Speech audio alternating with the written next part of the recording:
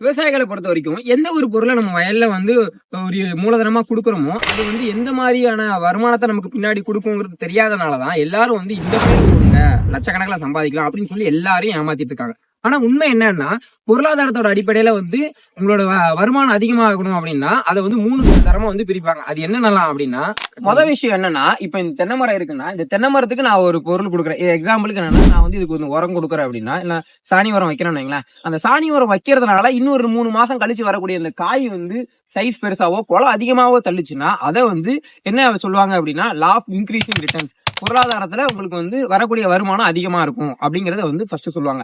ரெண்டாவது விஷயம் அதுவே லா ஆஃப் கான்ஸ்டன்ட் ரிட்டர்ன்ஸ் அப்படின்னா என்னன்னா, இப்ப இந்த மரத்துல நீங்க வந்து ஏதோ ஒரு பொருளை வந்து நீங்க கொடுக்குறீங்க. எக்ஸாம்பிளுக்கு நீங்க ஒரு உரமே கொடுக்குறீங்க அப்படின்னாலும் அந்த உரத்தை கொடுத்தும் கூட இந்த மரத்துல இருந்து வரக்கூடிய காய்ப்பு அதே மாதிரிதான் எப்பவும் வர்ற மாதிரியே இருந்துச்சு அப்படின்னா அதை வந்து லா ஆஃப் கான்ஸ்டன்ட் ரிட்டர்ன், எந்த ஒரு மாற்றமுமே இருக்காது. இதே மாதிரி மூணாவது விஷயம் என்னன்னா, இதே மரத்துக்கு நீங்க வந்து ஒரு உரம் ஏதோ யாரோ ஒருத்தவங்க சொன்ன ஒரு உரத்தை நீங்க வந்து கொடுத்துருங்க. அந்த உரம் கொடுத்து இந்த மரம் சராசரியா காய்க்கிறத விட கம்மியா காய்ச்சிச்சு அப்படின்னா இதான் லா ஆஃப் டிமினிஷிங் ரிட்டர்ன்ஸ் அப்படின்னு சொல்லுவாங்க. அதாவது உங்களுக்கு வரக்கூடிய வருமானத்துல இருந்து எப்பவுமே வர்றதை விட கம்மியா வர்றதுக்கு பேரு லா ஆஃப் டிமினிஷிங். இதை பொறுத்துதான் மொத்தமா பொருளாதாரத்துல 3 விதமா வந்து பிரிப்பாங்க. இதே மாதிரி நிறைய விஷயம் பொருளாதார அடிப்படையில் நிறைய இருக்கு. இதை பத்தி நம்ம வந்து ஃபார்மர்ஸ் நிறைய பேர் தெரிஞ்சுக்கணும். கண்டிப்பா யாருக்கு தேவைப்படுமோ உங்களுக்கு தெரிஞ்ச விவசாயிகளுக்கு இதை வந்து ஷேர் பண்ணுங்க.